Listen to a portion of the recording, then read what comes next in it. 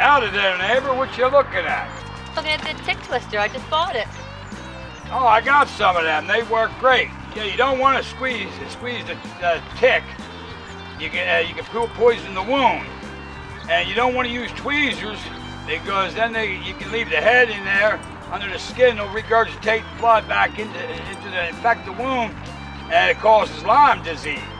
Oh, yeah. It says it's the safest and easiest way to remove ticks. Yeah, I can show you how to use it if you want to see. Here is what makes the tick twister better. You see, the tick has a long mouth with barbs that make it hard to pull them out.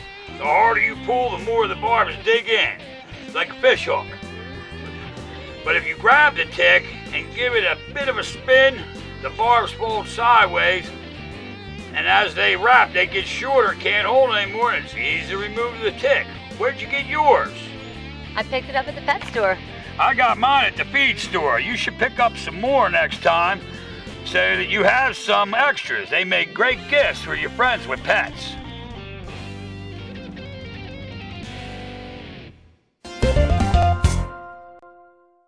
Hi Tracy, how you doing? Good, Paul. How are you? All right. I noticed something I wanted to ask you about from the last episode last week. Like, remember when I told you I get communication and the door slams? Yes. Well, why I'm getting communication from the animals, they're looking me in the eye like a person would. But I notice you get communication when they're not looking at you. Mm-hmm, right. And I was curious how to make that connection? Yes. Okay. So what it looks like to me is that, and bear with me on this. Okay. When you're communicating, you are sending your images, your thoughts, your connections through your eyes. Instead of sending through your human eyes, try using your third eye. Third eye, okay. That's where you make the best connection anyway. Right. That's how they talk to each other, is through their third eye. Right. They are very telepathic with each other, so they will send out thoughts, images, ideas, feelings from here. So you're receiving it from their third eye? Absolutely. Okay, yeah, and I use their eyes with my eyes. Absolutely. Right, okay, so try to open the third eye, work a little bit more with that, and you might get a better connection. Thank you very much. You're welcome, my pleasure.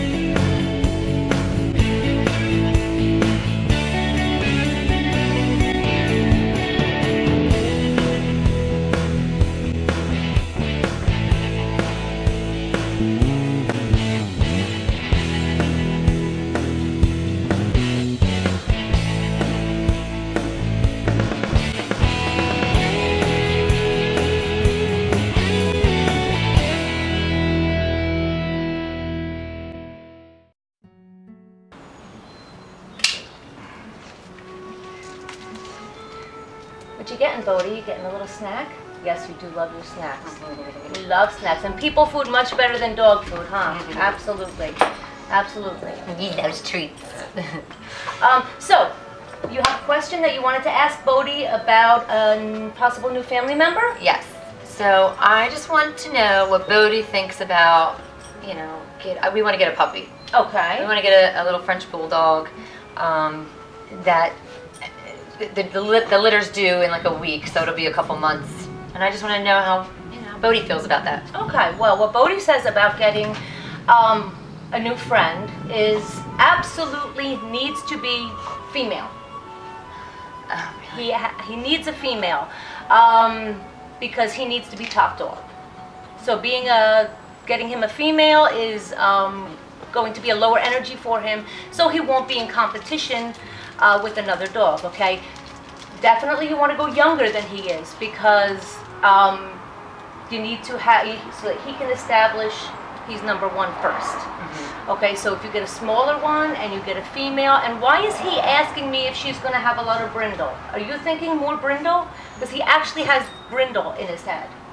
So he wants me to get a brindle. Well, he's more so asking anyway. He's you know showing what's funny me though, wanting because brindle. there was another litter due that I wanted to get a red fawn. Okay. But the litter that this woman had another litter about 2 weeks ago, and she said, no, they're all brindle. And I said, no, I'm waiting for the red fawn, so I'll wait for the next litter. Well, he understands brindle, and he's asking, is it the brindle one? He's in particular, he's showing me white under here, that's right up to the lip. That's what I wanted, yeah. Okay. Well, he has seen in your head what it is you're interested in. Well, I talk about it a lot too in front of him, and that's important. But ask him. I mean, is he going to be jealous, or he wants it, right? He absolutely wants somebody he can boss around a little bit. I think so too. Will there be jealousy? I'm sure. Little sibling rivalry is to be expected always. Okay, yeah. But he is looking forward to a playmate, someone to keep him occupied when he's home alone. Yeah, that was my concern too, because he has a lot of energy, and I feel like maybe he can get some of that energy out. Yes, he does. Someone to run with and play with and get into mischief with too. He has big plans. You're going to teach the puppy bad things, aren't you? Oh, he's dying to. Absolutely. All the fun things. He has a little impish, evil side to him, so I can see that he's going to like that. Now here's another funny question. He's telling me it's a J name. Did you pick a name yet? Well, that's another funny thing that you say that. Because we had a rabbit, his name was JJ. Oh. And I said to, oh, sorry, Betty, here, you want another piece? You want to play tug of war? When we got Bodhi, he reminded me of JJ the rabbit, because the rabbit was black and white, and Bodhi has rabbit ears, you know. Right, okay. And I said, we should have named Bodhi JJ. And okay. So there's our J name. So he associates another pet with a J name. Okay. So he's asking, is it a J name? Which makes sense, yeah. Right. Not that it has to be. He just wants to know. You know, he just wants to know. But he has an image in his head of what this little thing is going to look like. Now he wants you to bring this baby home when it's like this, okay? So that he can be the big brother. He wants to take her under his wing. It would be good for him. But you know, it's like twins. You're going to have twice the fun and twice the trouble. Yeah. But he would like to have a friend. He does like other dogs. He says he plays very well with other dogs. You know, Bodhi loves other dogs, but I feel like sometimes the dogs that I bring here, either my friend's dogs or other dogs that have been here, you know, because he's a puppy, the dogs don't like him. They either ignore him or they bark at, they growl at him. You know, so I always feel like I want to bring a puppy here so that Bodhi could see that dogs are nice. There's other dogs out there that are nice. Well, other dogs will read him wrong if they're not a similar breed or high in energy like he is. Okay, right. So he can be too much for some other dogs. Yeah. However, you get a similar breed of dog or same breed of dog, they'll balance each other. They'll be able to have the same energy level. They're not going to overwhelm each other. You have somebody else's dog who comes in who doesn't live there. He's going to say, first of all, oh, welcome, but this is my house, and this is mine, and this is mine, and this is my mom's, and this is my mommy. He does that too, because when dogs come here, he grabs his ball. He hoards all of his toys away from the dog. Right. Oh, he's glad to have them, but yet on the same terms, he wants to keep his toys to himself. As long as you don't touch my stuff, we can play.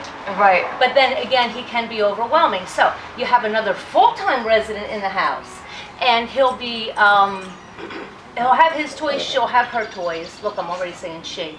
She'll have her toys, and they might even be okay to share those toys eventually. But it's not going to be a stranger coming in. It's a family member. Right. Okay. I He'll understand. do better with that. Okay. Now, if he met other dogs out, like at a dog park or, you know, off your property, he may not be as mine, you know, like he is now, because it's neutral turf. Right. But in his home, it's, let's play, but not with this. Right. This is my stuff. So I have another question too. I know he's a puppy, chews. Right. But I think is he in pain? Can you ask him maybe if he is? I do think he's teething. I do get teething on him, especially here. Okay, his gums are sore here. He's probably getting ready to lose some of those puppy teeth. And it can be uncomfortable. Don't be surprised if you find a little tooth here or there. If you see a dot of blood, it's not the end of the world. Make sure it's a tooth. But one of the things that can help him are either you want a hard bone, but not a rock solid bone. Something with some give to it, like a hard rubber. Because he's going to chew, you don't want him getting pieces off of it, so you have to watch him closely for wear and tear. But something that has some give to it, but he can bite it hard to help those new teeth break through. Another thing that works really well with dogs is if you take a water bottle, fill it maybe half or 2/3 of the way with water, and put it in the freezer. Okay. And then he can chew on that, and it's nice and cooling for his gums.